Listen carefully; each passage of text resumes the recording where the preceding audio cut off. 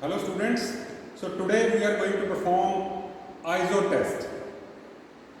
So ISO test we perform on the same machine that we have used for Charpai test.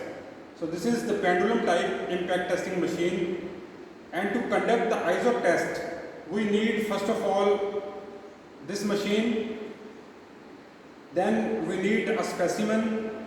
The size of the specimen is the length 75 millimeter and the area of cross section is 10 by 10.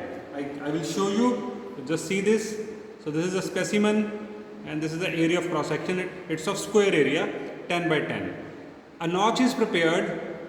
It's a V notch. You see, now this V notch, as we all know, it is not at the center, right? The notch is prepared on one side of the specimen and the specimen should be held in vertical position. If you look at this, I will hold the specimen like this. इसको मैं ऐसे पकड़ के रखूँगा. It will remain vertical, right? In Charpai test, the specimen will remain horizontal, but in ISO test, the specimen will remain in vertical position. Okay. First of all, if we check the machine, so there are two scales I have already explained. One is the outer scale and one is the inner scale. The outer scale we have used for Charpai test and the inner scale we are going to use for ISO test.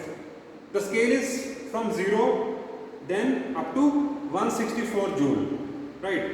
So inner scale पे reading लेंगे, right? We have to take the reading on inner scale for ISO test, and one division is equal to 2 joule.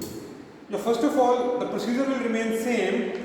Firstly, we are going to determine the energy of free fall. So for that, I take my needle back to 300 or 164 over here.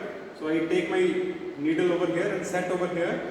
Then this is a safety device. I will remove the safety and release the hammer.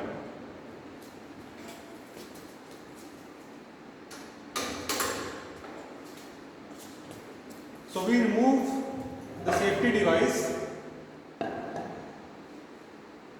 and release the hammer with the help of releasing lever. Now this is a releasing lever. For this hammer, I release.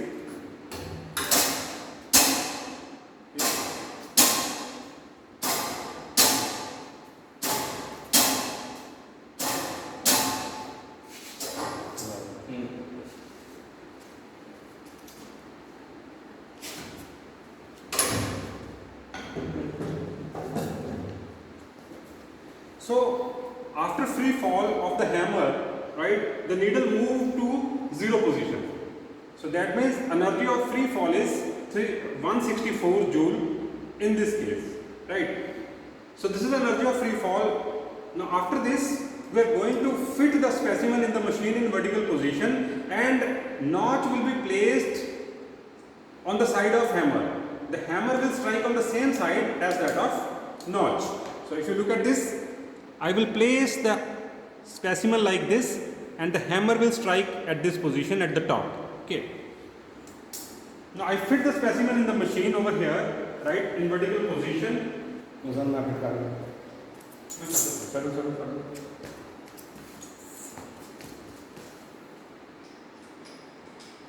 So we fit the specimen in vertical position.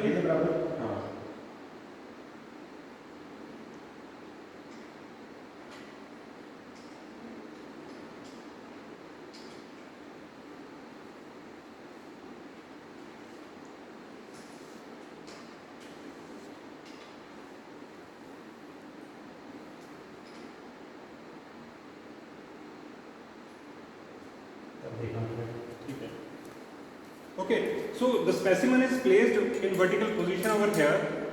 I will also show another video for the detail of this, that how to place it, right? It's very simple. You have to put the specimen into the die, and with the help of Allen key, now this is your Allen key, you can tight the die and fit the specimen. Okay. Now again, to measure the energy absorbed by the specimen, or residual energy, that how much energy is left after impact. So to measure that, again we take back the needle to 164 joule over here. So 164 joule, right? Now I will release the hammer again and note down the residual energy or energy after impact or energy absorbed. Now let us do this. I release this safety device. Now if we release the hammer, it will strike on the specimen, deform it and goes away. So let us see this.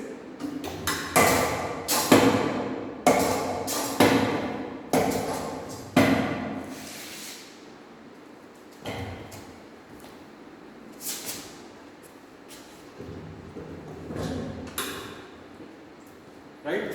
Now the needle is at approximately at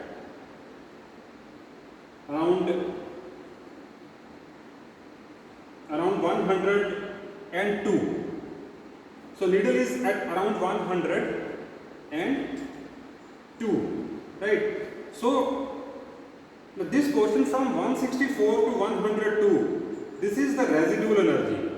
Okay, and from 0 to 102, this is energy absorbed.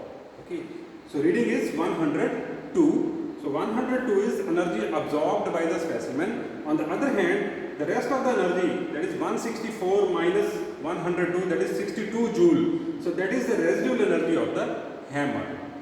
Okay, now we divide this energy absorbed by area under notch. Right, so what is energy absorbed? This is 102 joule, and we divide by 80. 80 is area under notch. So if we divide by 80, we get the impact strength of this material. Okay. Now this is all about this experiment, that how to perform the experiment. The detail of the experiment I will explain you in the theory part, right? And I will show you the machine also in detail. Thank you very much.